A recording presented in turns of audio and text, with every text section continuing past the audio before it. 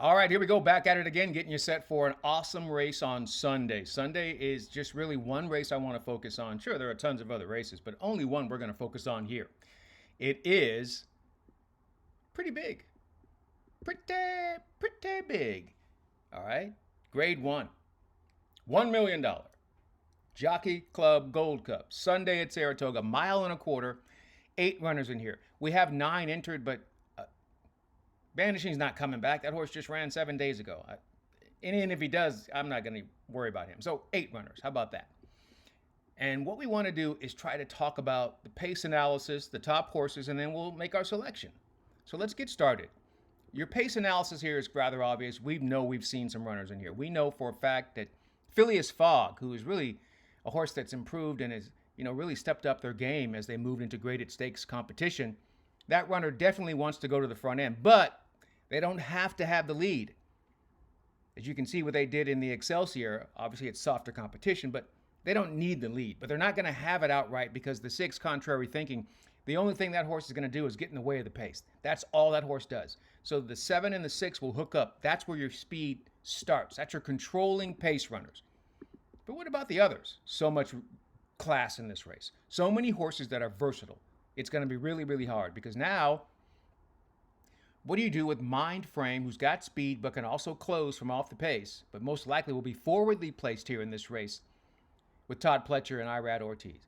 And then Antiquarian is a bigger price, but we've seen that this horse also wants to be close and wants to press. And with Johnny V in the irons for Todd Pletcher, that horse always has a shot.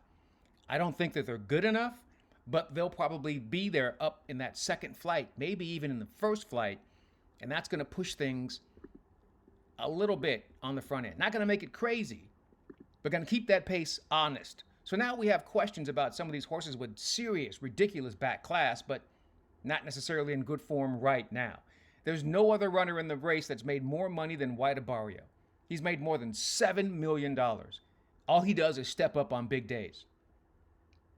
But can he recapture that form from when he won the Breeders' Cup Classic? Can he recapture that form from when he won the Pegasus World Cup? I don't know. But it's third off the layoff. He didn't really care for the sloppy track or the 1 mile distance back when he ran in the Met Mile.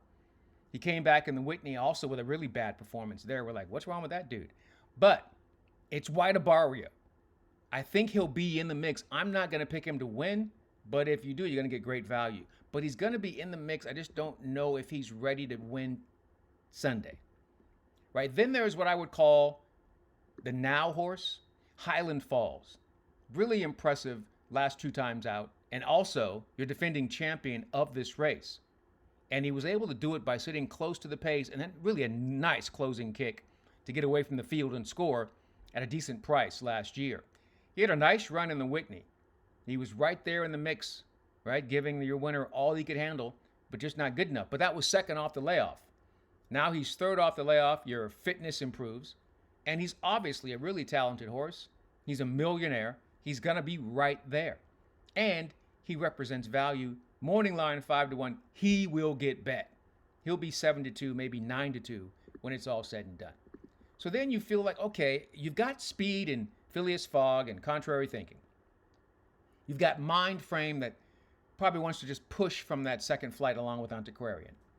You've got a horse like White Abarrio that has some early speed. They could put themselves in position. Same thing with Highland Falls. They probably don't want to get too far away. What that means is you get kind of a log jam there up front, and it could set up beautifully for your favorite, which is exactly what happened in the Whitney. Sierra Leone is an absolute beast of a closer. But here's my thing with Sierra Leone.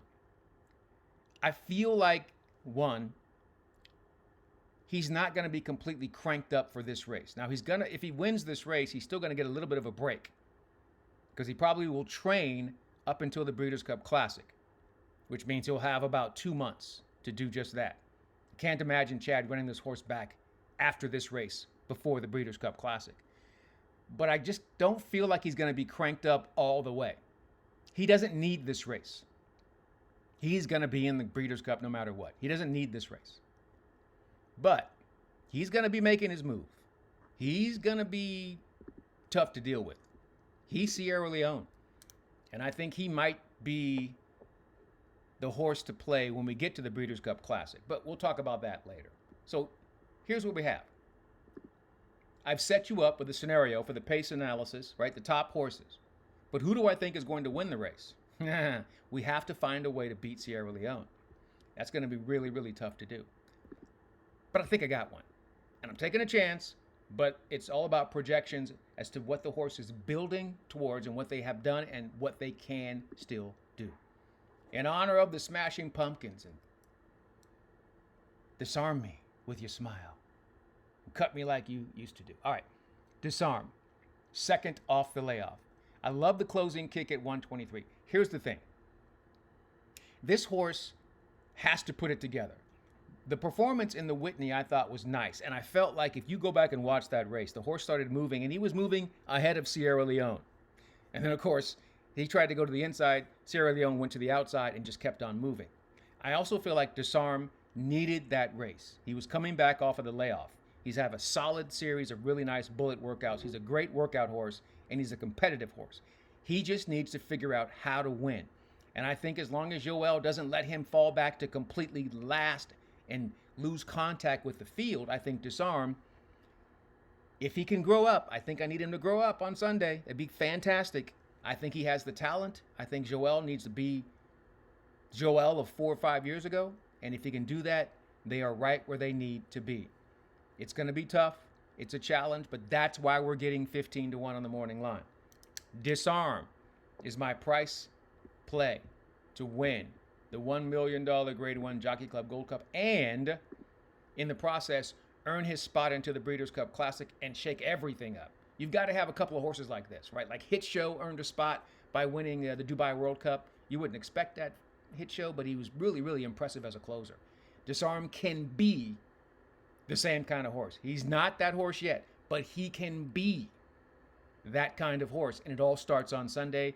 And isn't it great when you're there for the big price and not later on when the horse gets bet down? We're going to get all of our money with Disarm. We'll see if he can figure it out in time. All right, that's how we look at the big feature on Sunday, the Breeders' Cup Win in Your End event, the $1 million Grade 1 Jockey Club Gold Cup on Sunday at Saratoga, 1.25 miles. In the meantime, in between time, until next time, that's going to do it for us here on Horse Race Bets. We'll see you then. Good luck and enjoy whatever you're into.